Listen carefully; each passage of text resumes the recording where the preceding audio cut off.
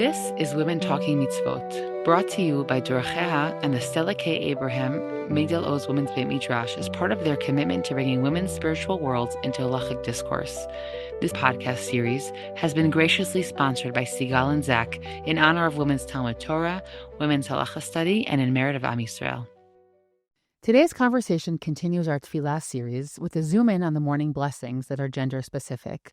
A man blessing God for not making him a woman, and a woman blessing God for making her according to his will. This episode also connects to a broader thread of Women Talking Mitzvot, how we navigate Jewish text and liturgy that can be uncomfortable when viewed in a modern light. Hi, Shana. Hi, Yosefa. A few weeks ago, we released an episode on Birkot HaShachar, the blessings we say in the morning. And we made a decision at the time to deliberately skip over the series of 3 brachot where we bless God over aspects of our identity. We bless God that we are neither non-Jews, She-Asani goy, nor bondsmen, She-Asani eved, or shivcha, depending if you're a woman who says that nosach. Traditionally, men then conclude the series with the bracha She-Asani Isha. Blessed are you, Hashem, who did not make me a woman. While women recite the bracha She-Asani Kirtzono, blessing God who made me according to his will. And we wanted to devote a separate discussion to these last brachot so that we could spend time really understanding their meaning on a deeper level and also addressing some of the broader questions that they raise with regard to how we grapple with texts that can be challenging for us. Do you remember, Shana, the first time you noticed that men and women don't make the same bracha in the morning? So I come from a girl's house. I'm the oldest of 4 sisters. And therefore, I feel like I was shielded somewhat in my childhood from any contrast between what men and women do or what men and women say. It wasn't something that I face in my home. But growing up in New York, I did go to co-ed elementary school. And there we davened in the morning together. So both in nursery school and then later in the early grades of elementary school, the boys would all say this bracha together, and then that was followed by the girls saying their bracha. So from when I was very little, I knew that there were 2 different brachot, but like a lot of things in childhood, it was kind of like, okay, it's just what it is, it's a given. Didn't think much about it, really just accepted it. And I was trying in preparation for this episode to really dig back into my memory, which is not amazing these days, and think about when is the first time that I started to think about it. And I happened on this memory from, I think, 35 years ago. I must have been in 4th or 5th grade. Prime Minister Yitzhak Shamir from Israel came to Great Neck, and there was a big event in the local Reform temple.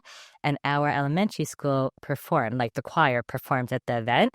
And in the lead up to that, we had a bunch of dress rehearsals that were in the temple. And I remember sitting in the pews while other boring speakers were doing their part and being genuinely curious about the siddur that was in front of me, and opening it up and finding that there was one bracha that men and women said, and it wasn't either of the brachot that I was familiar with. I think it was something I don't remember exactly, but maybe She-Asani b'tzalmo, that God made me in his image. Whatever it was, I remember being wow, first of all, that is one of the first times that I really thought about denominations and not just different buildings, different temples, synagogue, a shul or whatever, but there's actually real differences. And coming home and speaking to my father about it, on an intellectual level, why is it that they changed the bracha, or why do we say different things? But it wasn't something that emotionally bothered me. It was wow, you start to really contemplate issues. On an emotional level, I think the first time that I found myself really being, I guess, bothered somewhat is when I started thinking about what are my boys, I have 4 boys, what are my sons thinking about when they say this bracha? And I raised it one time at the dinner table on a Friday night. I said, I want to come for dinner, Shana. Yeah, I just said, what, I'm curious, guys, what do you think about what's on your mind? And first of all, I was actually stunned, maybe because we live in Isha and they understand the bracha, the words of the tefillah, but they actually all had a response. They all had some way of explaining to themselves what they think about when they say these words, blessing God for not making them a woman. One of them, it was like so obvious to him. It's like, what do you mean? Of course, it's about the fact that like men don't have to be pregnant and have the children. And he was pretty young at the time. Like they ranged in age from 10 to 16 when I asked them this. And it was like, it was so pashut for him. Like for sure, that's what it's about. Another one I remember discussed the fact that men don't have the same concerns or preoccupations over clothing in the sense of like the laws of snood and the parameters of what they could wear, which, he's my kid. So like I'm sure he heard discussion about that in the house or on the phone with students or whatever. Another one in a different direction over clothing, the fact that men aren't as preoccupied with like how they present themselves and makeup and nails and the styles and what they're wearing. And he's like, oh, thank God I don't have to deal with that. And the fourth one went in the direction which I think a lot of our early sources go in, like the Tosafta talks about this and Yerushalmi discusses this. He went in the direction of that he's grateful that in Judaism, it's just easier to be a man. He didn't say it's better. I remember like being struck by that. He didn't say it's better. He said it's easier, like just it's more natural, or the opportunities are available, or I could count in a minyan, or I could lean for the tzibur, which he really enjoyed doing. And there was something about his answer that, again, connects into what we see in sources, which is about perhaps this bracha is a man expressing his gratitude for being obligated in more mitzvot than women are, which is something that you and I discussed a little bit in episode 2, that men do, in fact, have more mitzvot that they're obligated in than women do. That is objectively true. On the other hand, like it could be hard, to hear whether it's your son or your husband or your colleague or your friend get up and say a bracha where he blesses God straight out for not making him a woman. I think it could be for a technical reason, and yet oftentimes if it's said with a feeling of like superiority, especially because of how the bracha is phrased, I think that can be a difficult experience for some women, on the receiving end of that. I just want to emphasize in what you said that really the idea that men are thanking God for being obligated in more mitzvot is the main understanding of this bracha. Meaning all the things your son said, I think, are very natural reflections, and I'm sure it reflects the ideas that many men have about this bracha.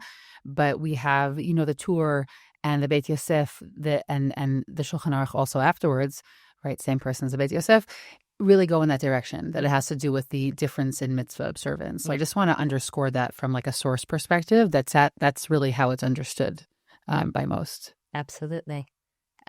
Is this something that you noticed when you were younger, or not really? Sheena, I don't have the recesses of memory like you do. You complain about your failing memory, but to be quite honest, I don't think I ever came close to it. I have no recollection really of ever noticing.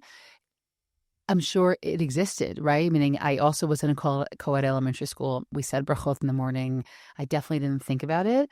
But I would say more than that, I also really don't have any emotional memory of hearing it and saying, oh, that bothers me. I don't. I never really thought about it. I thought about it a lot preparing for this episode, but I never thought about it. And I would say even more than that, that on the list of things that are hard for me or that I have a hard time with, this is not really on the list. You know what I'm saying? And I don't necessarily want to think about it more so that it's on the list. The list is long and intense in and of itself. So I would say that I definitely hear all of the challenge with the phrasing of the bracha, and we'll get more into that soon. But it's not something that necessarily bothers me. And I think that the question about this bracha is so intertwined with the question that we're dealing with in modernity in general right now, which is about semantics. And this question of when do semantics matter and when are they just semantics? I'll take maybe a loaded example, but even I only 2 years discovered that the phrase master bedroom isn't used anymore or is considered not politically correct.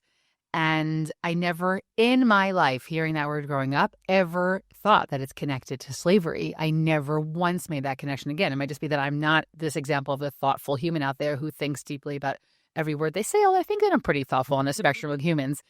And I never really thought about it. And then the question becomes, do we want to infuse people with that thought and then say we have to fix the way we speak?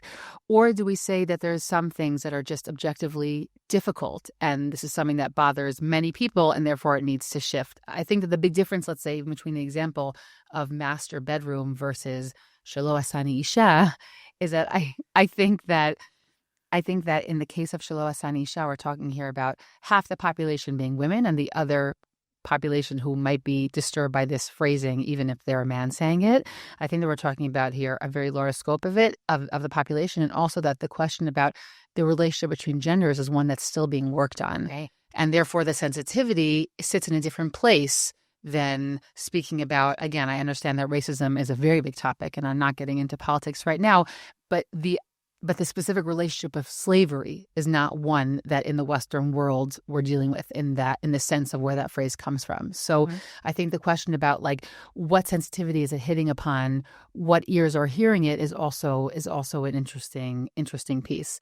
By the way, just as a funny phrase, I'll just say that in Hebrew, the phrase for it's called Yichidat Horim, is the parents' bedroom, which in itself also, of course, it reflects a value that there's two parents sleeping in there. And that's what it's called in I've built 2 homes in this country. Like, that's what it's called officially. Yeah, right. And so, which carries its own loaded. Exactly, that this is a home that has 2 parents. And yeah, in the broader world, they would look at that and say, oh, well, that's, inappropriate for all the single parent families. And could be sensitive and painful if that is not your, reality.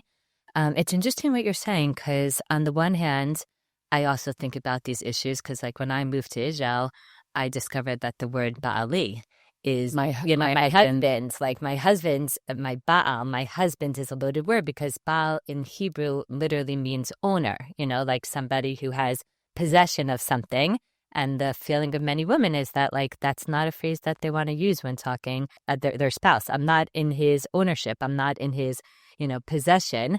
I, on the one hand, like, personally, I never thought about it like that. And therefore, like, it's just like the word for husband. And I continue to use it, like, in my personal life. And on the other hand, I have become much more conscious of it.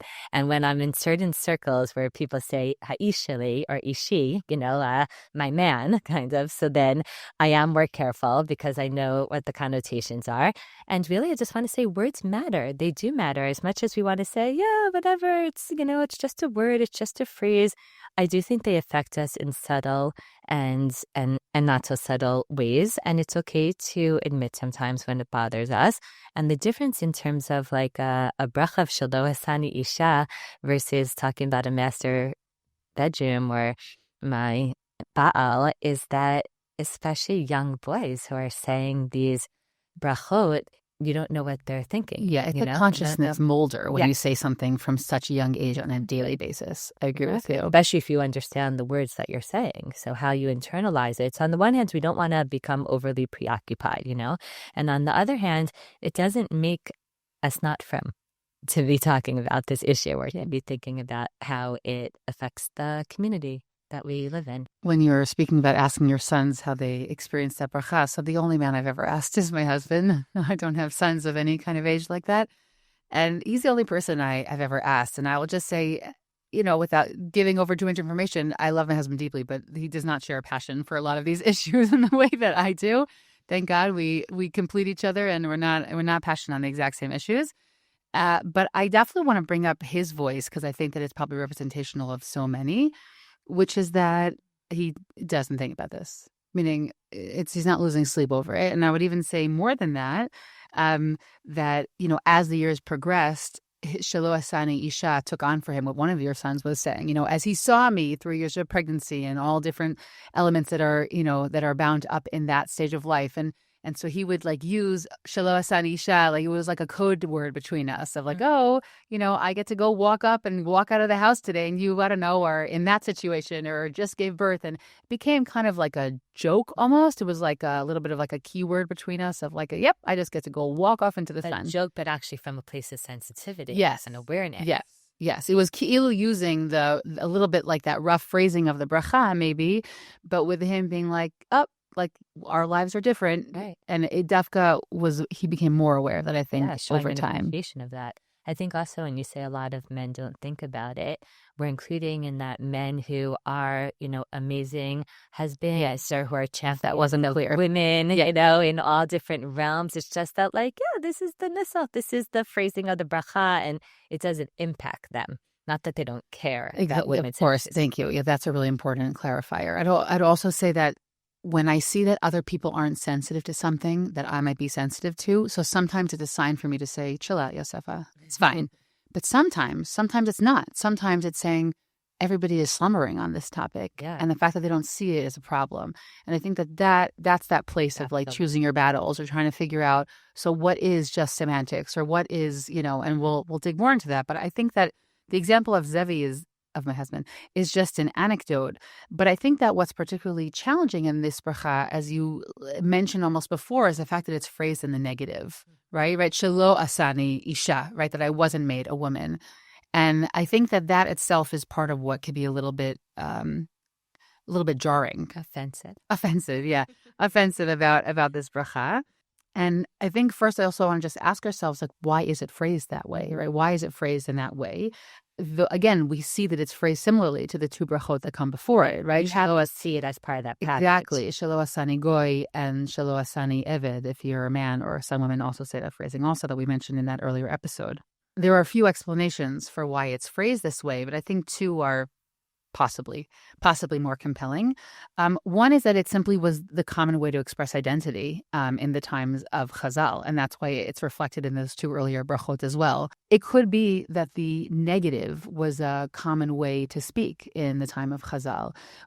Our modern ears hear negating somebody else's identity to affirm ours, and that feels harsh. Right, especially in the cancel culture that we live. Exactly. But I think that it's very clear that Chazal weren't necessarily living in that same space. I think another piece that's really important here is the context of who's the opinion that speaks about these brachot. Rabbi Meir in Masechet Menachot tells us that ideally we want to try and make 100 brachot a day. It's an idea that I think many of us are familiar with, even obliquely, that chayav adam mevarech me'ah brachot b'chol yom, and we have many different ways that we can try and make these brachot. Rabbi Meir is credited with being the author of this statement of actually these brachot we say in the morning. Mm-hmm.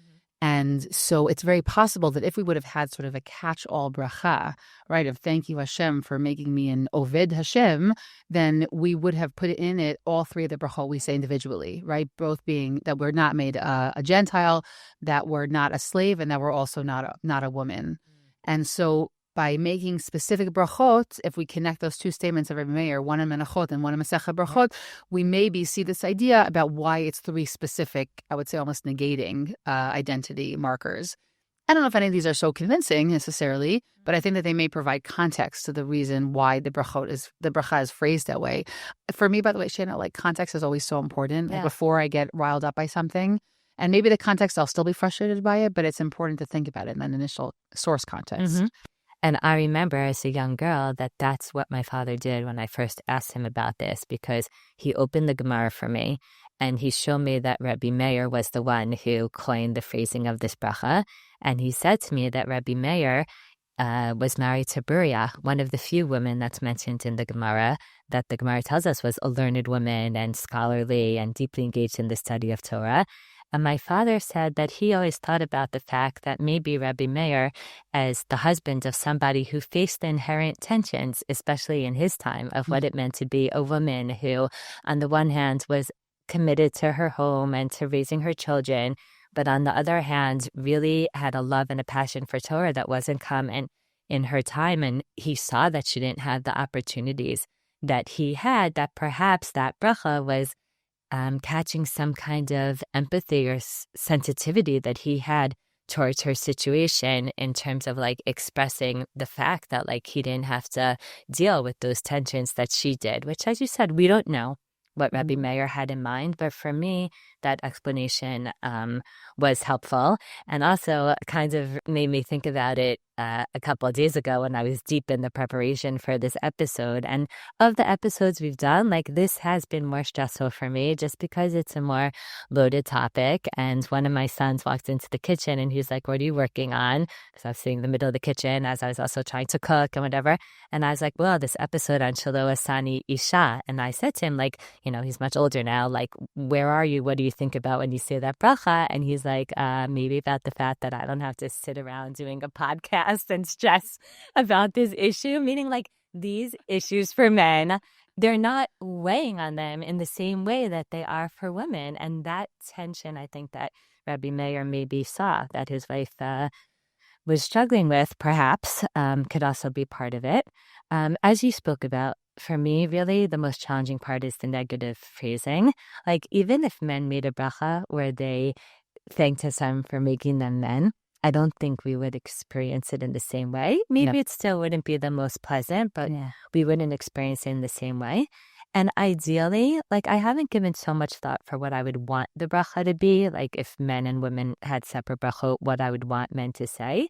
But I do think about maybe it would be nice if we both said the same bracha, the bracha that we as women say in the morning, which is a bracha of She-Asani Kirtzono, blessing God for making us according to his will. I know a lot of women really appreciate that bracha, but like that could be a bracha that both men and women could say that would maybe like smooth this over. But just I know that it's not a simple thing to change brachot, and I don't think that that's going to happen anytime soon. But and I'm not even saying that needs to happen. It's just when I think about the brachot that we as women say, I think there is something meaningful about blessing Hashem for making us according to His will. I think that the bracha itself that we say is also worth thinking about, right? Where this even came from. It's fascinating because we don't actually know where it came from. And when it shows up in, I would say, late Middle Ages, it's just sort of an assumption that that's what women are saying. And it's very possible, the Torah even says that women are accustomed to reciting this bracha. And it almost sounds like that women may have taken the initiative to say this bracha. We don't know. I didn't find so far. They may have written it. Yeah, they might have written it. And there are also many sidurim that were made for women throughout the ages. Sidurim that were sometimes also not in Hebrew. They were in their vernacular. If someone listening has any deeper knowledge on this, I'd love to hear. We definitely did a lot of research on this, but we don't have a clear source of where this bracha came from. And it's very possible this was a bracha like sort of for women, by women kind of thing. But certainly when it comes to the psika of the halacha, we know that this is the phrasing that has been accepted. And there's I think there's two ways that we can look at how to interpret this bracha, right? One of them is, I think, what you were hinting at, like a positive recognition of like that we're made in the divine image, right? She-Asani Kirtzono, it is a beautiful bracha. And the other one might be some sort of, why are you laughing? Yeah, because right. See what the other one is. Oh, just like the other one is sort of like a resignation of like, okay, I sort of accepted it that we're exempt from some mitzvot, but this is what God wanted. Do you know what I'm saying? Because we don't bless She-Asani together. Like we don't say the counter bracha that Hashem didn't make us a man. So exactly. I think that let's stick with the positive one. We can stick with the positive one. There are several interpretations of how to understand this bracha. And I think all of them somewhat in the positive sense. And one of them that stands out is Rav Pinchas Horowitz of Frankfurt from the 18th century, where he speaks about the idea that originally, right, we were created sort of like a hybrid creature of Zachar v'Nekeva bara otam in the beginning of Sefer Breshit. And then the second chapter describes that we were created separately and that we were really our own being, right? Man was created and then woman is created in the world. And it could be that She-Asani Kirtzono, maybe that bracha is referring to that sort of creation, right? The woman being created entirely on her own. It might be an affirmation of her independent identity, separate from man. That's the ratzon, the desire is the creation of woman herself, which I think is personally could be a nice idea. On a personal level, I can say that I deeply connect to the bracha of She-Asani Kirtzono because it always rings to me in the same tone of the bracha of She'akol that we make as sort of like our catch-all bracha. It's because when something is not specific enough that it was grown on a tree or the ground, right? And it's sort of the catch-all piece. And right, Shelo, Asani, Isha is very, very specific. Okay. And She-Asani, Kirtzono is lovely, but it speaks of something very generalized. And there's something about that tone that doesn't necessarily sit well with me. And that's where the bracha usually hits me. Now, I said earlier, it's not something that I, generally feel strongly about. I don't think about it every single morning. But I think that if I sit and really stare at that bracha, that's sort of the association that arises in me. I hear that, especially when it's in contrast. The same way that Shehakol Niya Bivaro is in contrast to Borei Priya Eitz, like a very specific bracha on a fruit that grew from the tree. So here too, it could just feel like too generic, so to speak. I guess I personally don't find myself in that space so much because I'm usually not, because I'm usually not in shul and I'm saying it on my own. So you kind of forget that there is another bracha that men say, it's not like that elementary school experience. And when you're saying it on your own in the privacy of your home or the intimacy of your own tefillah, so, you're able to kind of think of it as its own bracha. Even though there's a list of brachot, Shena, and the woman's bracha is always printed smaller. Yeah, that's true. Hence what siddur you're using. Yeah. No, so I totally hear that.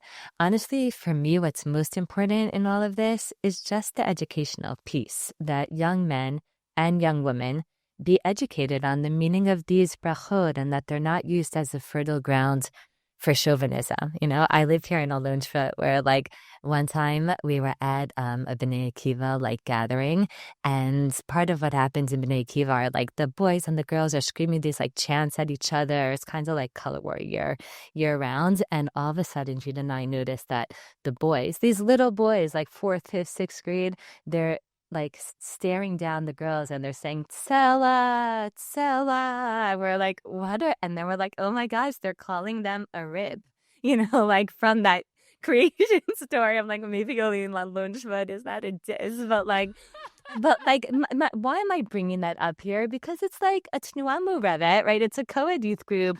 Everyone gets along. Everyone's there's no the girls aren't put down. They're not second-class citizens. And still in our communities, there's this underlying chauvinistic attitude sometimes that I just think we need to be aware of and we have to be sensitive towards, and we have to really do our part to educate in terms of what the true meaning here is. And one of the things that I really appreciate is that Rav Chaim David Halevi, who was the Sephardic chief rabbi of Tel Aviv at the close of the 20th century, he wrote about how men's obligation in more mitzvot is not a sign of superiority. It's a privilege, and that men should be careful to keep this in mind when reciting the bracha, that their obligation in mitzvot doesn't mean that somehow they're more worthy in the eyes of God or that somehow they're more than or whatever, but that, they have the privilege and also the responsibility to think about that when they're saying the bracha. And I imagine he was motivated to write this by what he saw around him, by all kinds of incidents like the one that I described. And I think it would be great if in our Sidurim, there was a note, the same way they say, okay, before Shema, have special intent to accept God's, yoke of whatever upon you.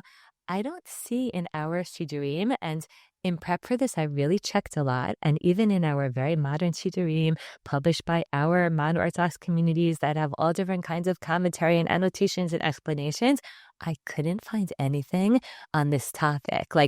They kind of just ignore it, which on the one hand I appreciate. I'd rather they not address it than say some kind of explanation that feels apologetic or whatever. And on the other hand, I was just flabbergasted. Nobody addresses this all over the world, little boys and girls, men and women, all people of all ages. And you comment on everything and there's no comment on this. I just think our community could do better. We could educate and we could encourage a certain intent when these brachot are being said. I don't know. What do you think? No, it's interesting. First of all, I know there's a whole genre of women's sidurim even today that I can't say it's ever spoken to me. So I've never bought them, but I'm actually curious what they say in them. if they have some sort of special note, or their way of printing the women's brachot in the morning is just simply by printing it genderized. Man's bracha. Right, exactly. It's not the man's bracha, here. but that's also interesting. Look, I think that because you mentioned earlier that the Reforms Sidur, right, by that initially that nosach was created by Geiger, but they shifted the nosach there, and I think that sets a very negative precedence for scared to touch it. Yeah, they're scared to touch it. I think that that's probably sitting there like in the backdrop. I think that in a somewhat ironic way, even adding a note could sound somewhat apologetic, and I think that a traditional community, meaning an observing community, might see that as something that feels uncomfortable because it reflects negatively on the tradition. And so there might be a desire or a preference to living with a certain degree of cognitive dissonance between the Isha we see today and the bracha, or whatever that dissonance is for each person saying it. There might almost be a preference for that over making a statement that makes seem like a negative judgment on the bracha. Yeah, I can understand that. Like somehow even adding a node is somehow questioning our ancestors or questioning our tradition. And at the same time, I feel like we have to acknowledge that times change, and obviously halacha, there's things that stay the same, and at the same time, one of the most beautiful parts of our tradition and our religion and our halacha is that we know how to engage with the times that we live in. And if someone already, like Rav Shimshon Raphael Hirsch in the 19th century, in his Siddur, could write about the fact that these blessings are not thanks, that nobody should think that we're thanking God for not making us non-Jews, or we're thanking God for not making us slaves or women, but he writes there that rather these brachot call upon us to contemplate the task which God has imposed upon us by making us free Jewish men, and to pledge ourselves to do justice to this mission. So if he could write that in the 19th century, because we know that he was contending with the Reform movement and the consequences for the beginning of that movement on his community, I think it would be wonderful, though, if today our Sidurim had a note in it reminding men that they could use this bracha as an opportunity to heighten their own awareness that, yes, they have certain privileges, not in a way of like the woke check your privilege, you have to feel bad that something's wrong with you and you have opportunities, but no, in the sense of like, wow, we're aware that our religious lives are less in tension with the rest of our modern life than maybe our female counterparts. And we are grateful for that, and also simultaneously committed to being sensitive to the people around us and to the communities that we live in, and to taking responsibility for wanting our communities to develop in certain ways. I think that would be something welcome, and that would be something positive. And that doesn't necessarily mean that we're putting down our tradition, as much as we're acknowledging that the world has evolved and the world has changed, and is a yofi, how wonderful that our tradition knows how to respond to that. So that's something that I would appreciate seeing. Beyond that, I think a Beit Knesset, a shul, can also follow the practice that I know many Batei Knesset in Israel do, which is that they begin the out loud recitation of Shacharit, of the morning prayer, after these brachot. So as opposed to having a chazan, a shaliach sibor, get up in front of the shul and say this bracha out loud, which again could just, make a woman who's present feel less comfortable, or feel less invited, or feel less seen, because no bracha is being said on her behalf. It's like a little small thing that our community could do also to make shul a more inviting place for women.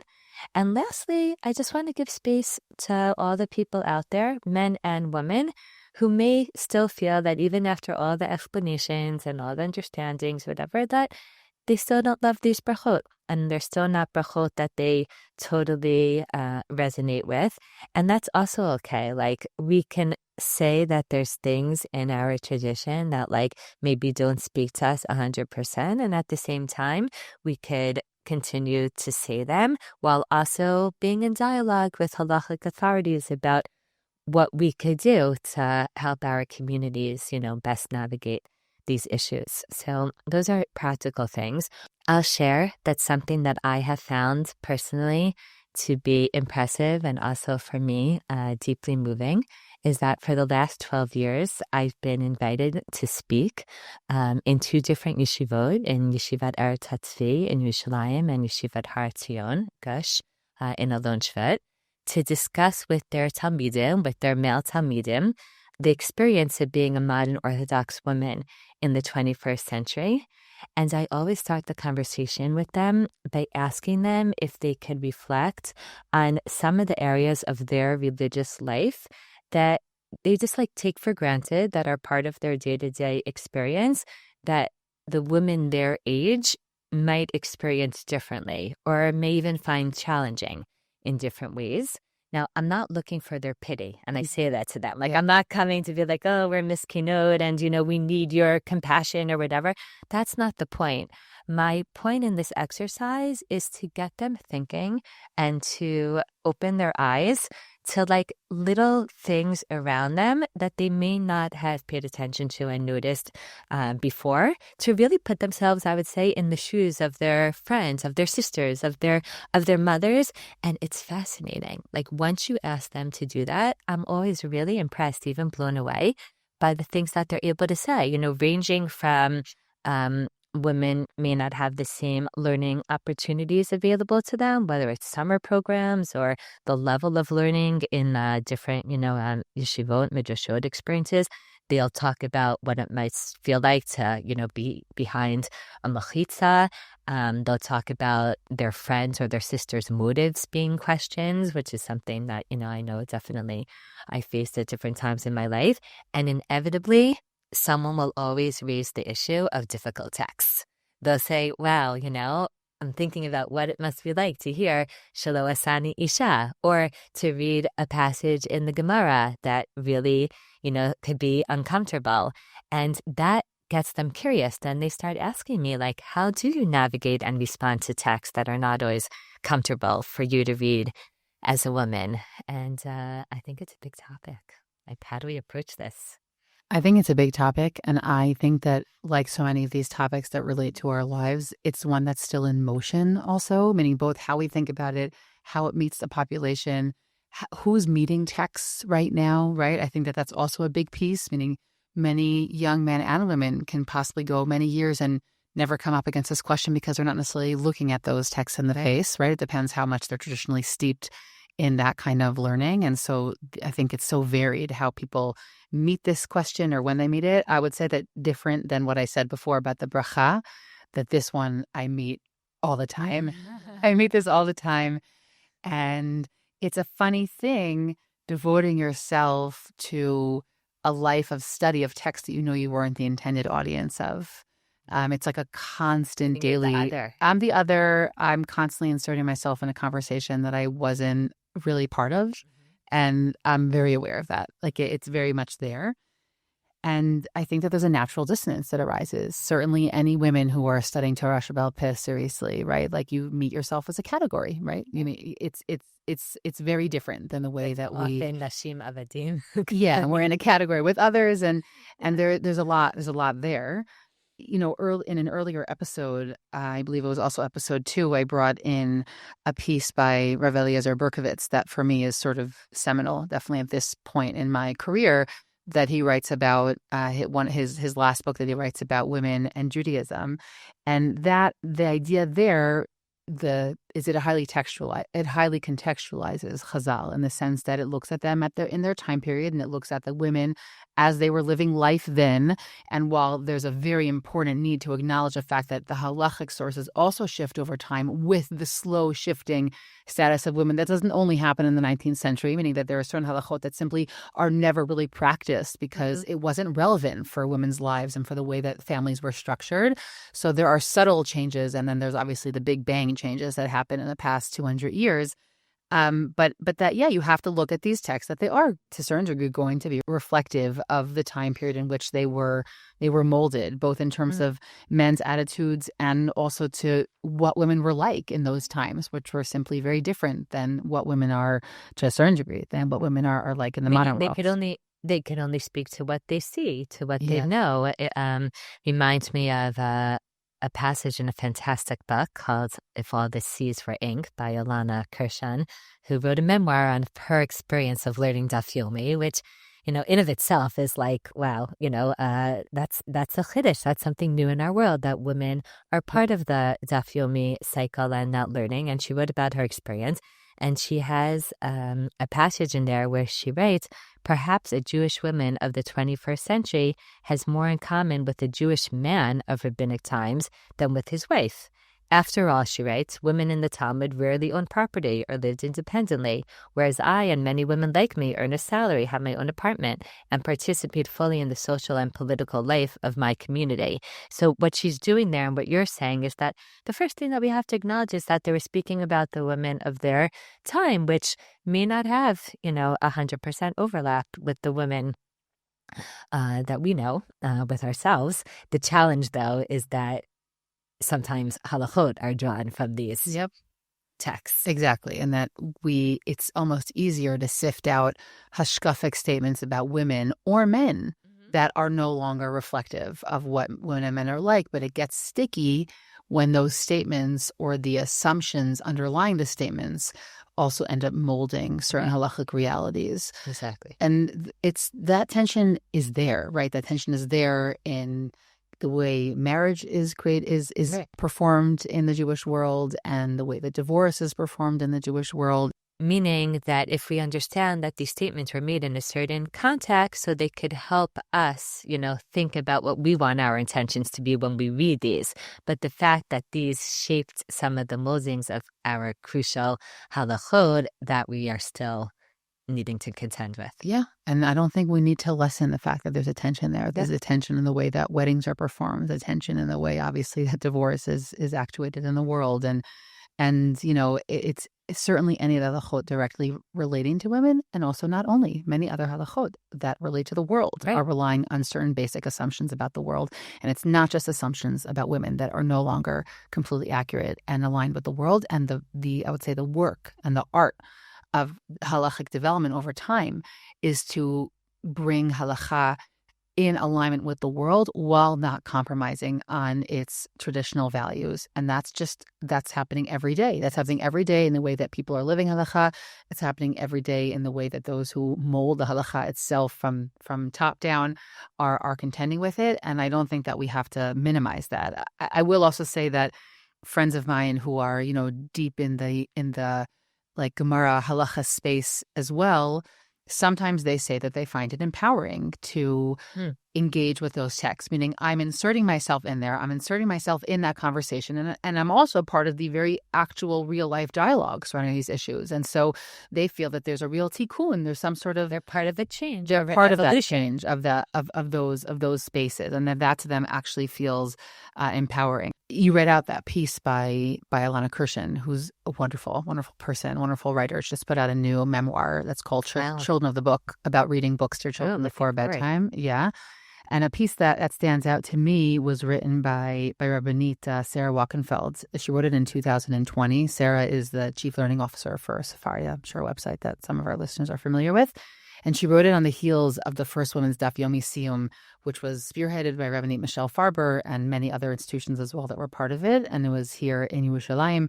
Now her name is associated with Hadran. But in any event, she writes the following, Sarah. She says, perhaps it is precisely this re-envisioning of all male spaces that has enabled the flourishing landscape of women's Torah study that exists today. Again and again, women who love learning Torah envision themselves in the Shakla Vataria and the Patei Midrash and all the stories. We looked at rooms that had no women and imagined ourselves there. We looked at a world of serious Talmud study and fell in love, and that love helped us see ourselves in those spaces and in those conversations. And then in the continuation of the article, she quotes a piece of Torah that was spoken by Rabbanit Michal Tukuchinsky, whose name will come up again, I'm sure, on future episodes. And Rabbanit Michal said the following, but Sarah wrote it in her article, that this ability to imagine ourselves sharing a Beit Midrash with others who have loved Torah just as we do is what enabled women to take their place in the contemporary Beit Midrash. Living in different centuries in Rabbeinu Tam, Rambam, and Rav Chaim, and indeed they lived in different centuries from one another, did not stop Rav Soloveitchik from inhabiting the same Beit Midrash with all of them simultaneously. And so she says that so too we can relate to Rav Soloveitchik's words and can be inspired by visiting the graves of great Torah scholars and not be inhibited by the fact that they were all men. Okay, meaning I just want to translate that into, I think, our own idea, which is that first of all, anybody who engages in studying traditional text is inviting themselves into a conversation that they weren't actually part of, meaning this took place centuries earlier. I'm the continuation of that. Yeah. And she says that, yes, just like you have all of the sages throughout the centuries and the Rabbanim who brought themselves into conversation with those who weren't living at their time period, so too women are bringing themselves into that space. And I think that the big difference here is just a matter of tone, meaning are you're bringing yourself in with love, you're bringing yourself in with a respect for that tradition. Yes. And to me, that's like the big difference between these different ideas. The actual practical outcome is not so different, but the question is, are we bringing ourselves in with frustration and anger as being our overarching tone? Because there's going to be dissonance and frustration when you're in this situation. It's sort of hard to avoid. Or are we able to do it with that sense of like a love and a respect for the tradition? I also just want to say that you touched on this, but like the fact that women weren't part of the conversation is not unique to Judaism or to our tradition. Like, this is a historical reality. Women did not have the same kinds of education across the board that we are blessed to have today. So if you are a young woman studying medicine today, it's also true that the medical literature, like largely was not written by women. So too, if you're studying law, so too, if you're studying history, it wasn't written by women. Yeah. And it's not something unique to Judaism. It's something that we as women have to contend with. And I think that helps a little bit also diffuse a little bit of the frustration. It softens it because you're like, okay, on the one hand, we're blessed to live in the 21st century and we're apart. And on the other hand, right, that highlights the fact that it wasn't always the case. But then we're able to approach it more with that love and that respect when we realize that it wasn't something unique to the rabbis. Yeah, I think that's a really, really important point. I think that if I could just be on the other side for one moment, which is that there is something difficult sometimes about sitting yourself down at a table that you weren't really invited to be at, or that there is still negative feelings about you being there. Yeah, there's no setting for you. And so at this point, there is a bit of a setting, right? We have, I would say, 2 generations at this point of women who have been learning Torah seriously as groups, right? There's always been individuals, but as groups. But I guess what I really want to look at that and say that my deepest, truest belief is that when enough women sit themselves down at that table, no one's going to remember that there wasn't a setting for them initially, meaning it just becomes transformed, right? It's a different kind of meeting between souls and minds. And I think that we can transform the way that all sides of the spectrum look at all these issues. And I think that that's an important piece also. I want sitting down at that table to be moving and empowering and engender respect. And I understand the challenge of that. Really, really, I do. I also want to add that I think it already is. Rabbanit Esti Rosenberg, who's the Rosh Beit Midrash of our Beit Midrash of Migdal Uz, wrote an article about 15 years ago for a volume of the Orthodox Forum that was titled The Next Generation of Modern Orthodoxy. That's the name of the volume. And she wrote an article about the influence that women's Batei Midrash have had on the world, like their development and the role that they're playing. And the end of the article also specifically talks about the influence that they have had on men's yeshivot and on the learning that men are doing. And she quotes a story where a teacher in her Beit Midrash told her that because he is now teaching women the topics that he was teaching in Migdal Uz, he says the questions that I am finding them to be asking me on a topic that he was teaching for years in the yeshiva are different than the questions that had been raised by men. And he said, as a result, he began teaching the men differently in light of the questions that he was receiving from the women. And Esti speaks about how these new perspectives, there's like a flow going back and forth between women's Batei Midrash and men's Batei Midrash that everyone ends up being enriched by. And I remember my own husband, Judah, when he taught in the advanced program, the Tochnit Mekademet in Migdal Uz. So one of the years he had to teach Kiddushin. And I remember as he was preparing the Masachet, he said to me, I learned this Masachet before. And yet the questions that I find myself anticipating, because he was teaching a group of mostly married women and older women who were like, thoughtful. And he said that they're forcing me to think about all kinds of things that I never noticed, or all kinds of things that I have to formulate differently, or I have to be sensitive towards. And I think that's amazing. It's definitely widening the kind of experiences that people are having with learning. And also another example I was thinking about is that in Yeshivat Har Tzion in Gushir, a bunch of years ago, they learned Masachet Ketubot, which has a lot of discussion about rape. And they felt at some point that like you walk around the Beit Midrash and you hear Charuto like talking about, like, oh, when this woman was raped and when that happens and whatever. And they took a step back and they're like, wow, this is a human tragedy, rape, and the fact that it exists in the world. And they invited the female director of a women's rape crisis for religious women to come to speak to the students about what that experience is like, so that they could like feel a little bit, on an emotional level, the kinds of things that they're learning about and discussing. And I don't think that would have happened, like 50 years ago, before women were part of the conversation about learning. The fact that women are in the Bati Midrash and they are discussing and writing about these topics changes the way everybody thinks about them and has to approach them. And I'm hopeful that that's just going to continue. We know when we've spoken about that change is slow and that things evolve over time. That's true not only in the religious world, but also in the religious world. And for me, at least, when I think about these topics, I try to be very honest with my kids, with my sons, and with my daughter, and model for them that it's okay to be frustrated. It's okay to be upset sometimes. As long as, like, you could hold that together with all the beauty and all the things that you like, like we don't have to cancel things. We don't have to give apologetics just to make ourselves better. Like two things could be true. We could have frustrations and we could feel like things are difficult or not the way that we would ideally like them to be.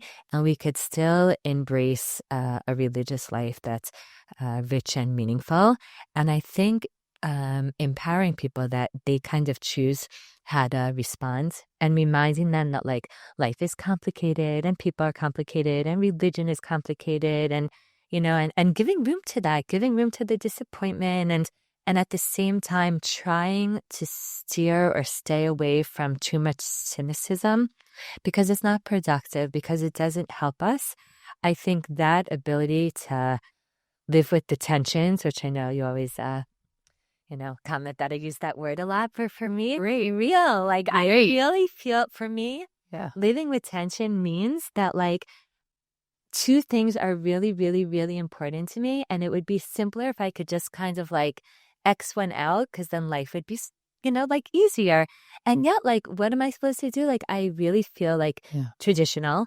And at the same time, there's parts of me that are progressive, or I feel very, very rooted. And that doesn't mean that I'm not forward thinking or committed and open-minded, whatever, submissive. I think I'm submissive at the end of the day, but I'm still intellectually curious. And maybe a big tension that I hold is that tension of like being frustrated and also being fulfilled. Like how could you be frustrated and fulfilled at the same time? But I really, really, really feel that together, that I could be fulfilled even in my frustration. So I know we like to end with a takeaway. And for me, I guess the takeaway that's on my mind is that with all that, I think we still don't have a reason why we can't educate better. Meaning, yes, so there's tensions, but let's educate better and let's try to affect the culture and the nature of the discourse in our community, like how we talk about these topics in our schools, in our camps, in our shuls, in our youth movements, at our Shabbos table. Can we do it in ways that both empower and give perspective to women and to men? So something I really would like to continue to work on. So if I go back to the initial place we started this conversation, I would say that I still am not losing a lot of sleep over the phrasing of the bracha. Okay, that's my honest piece on that first part. I think that I give so much respect to those for whom it's really uncomfortable for them. I would say in my list of sensitivities, it's not necessarily sitting on that bracha. But I do want to just add one little story. I know you're usually the better storyteller, but I have one story that came up so recently and I couldn't not share it. It's exactly about what you're saying. I'm involved in a Talmud Torah in my neighborhood. We have shiurim every afternoon for kids. But the point is that last week they had a hitvadut, which I don't know, you have no idea how to translate that phrase, but they had sort of like an oneg evening. And it was advertised by the person who initiated it that it was a hitvadut for noar, which translates into youth. Okay. It's a non-gender phrase. Okay. Right. Hebrew, we're genderized language here. And it was hitvadut for noar. One of the fathers who was involved in the organization of this Talmud Torah asked on the WhatsApp, is this for boys and girls? Right? He asked. And I said, no matter what the answer is, you must know that if you write noar, youth, it sounds like it's for everybody. So if you only mean it to be for boys, please write line'arim or libanim, right? There's a very clear way to write boys. Let's give another example. Like, if you're sitting in a shiur and someone says, I think I once heard Rivka Press-Schwartz talk about this, like you're sitting in a shiur and someone says, Jews wear tefillin. Right. It's like, yeah, like half of Jews, are obligated to wear tefillin, or someone comes to a Beit Midrash for women and gives a whole shiur about how much they love the mitzvah of tefillin or the mitzvah of tzitzit without realizing, like, it's not resonating. So you're talking about just in our language. I'm saying the bracha itself is, I don't necessarily think about it so much, but the question of how does our language represent or underrepresent who we are as a people is something that I think very much about. And I think that it is significant, because what that means is that parents or young women who are looking at the WhatsApp and say, oh, noar isn't me. Right. And I don't want them ever to think that. And I also don't want the boys to think that. Right. I don't want anybody. And so the question of language and inclusivity in our language, I think about tremendously. And I think that what I would say as my takeaway is that I really, really, really love the idea that we might have written ourselves into this bracha, that maybe the idea of She-Asani Kirtzono was something that women wrote. And I really want women to continue putting themselves into the conversation. It's not simple, Shayna. I'm still saying that where we are now, and we could talk about all the years that, the generations before us, but it's still a challenge for me. I would say almost weekly, I come up with something that's a challenge and that I want to come at it with positivity. And it's okay that they didn't save a place for me, but I'm going to put myself there. It's constant. But I really, really want to encourage women and to say that you are part of this conversation, and that the more you put yourself at that table, everybody will slowly forget that we weren't the quote unquote intended audience. Because I want to go back to something that you said that I think I'll never forget. Now it's part of my life, is that we're all here in the eyes of God. And the fact that as a society, the table has been set differently for a long time. Okay, we're here and we're living in a different time, and that's okay. But we're all here in the eyes of God. And I deeply believe that with every fiber of my being, and my life reflects that. And I want to encourage women to keep putting yourself at that table, whether it's your vad in shul, or the organizational activities in the neighborhood, or your Shabbos table. Your Shabbos table, and where you all of those pieces. Speak up, in so many moments where women could be a part of that conversation. And so I get that for some it's uncomfortable and it's not right for them. There are many men who that's uncomfortable for and it's not right for them. But I really believe that we are wanted here, and we have so much to contribute. So I just want to encourage everyone to pull up a seat. Thank you. Thanks, Shayna. Did this conversation move you or cause you to think about the topic in a new way? Please share these episodes with friends and family and start conversations about meaningful mitzvah observance with all of them. You can contact us with thoughts and questions at womentalkingmitzvot@gmail.com. That's womentalkingmitzvot@gmail.com. Looking forward to our next conversation.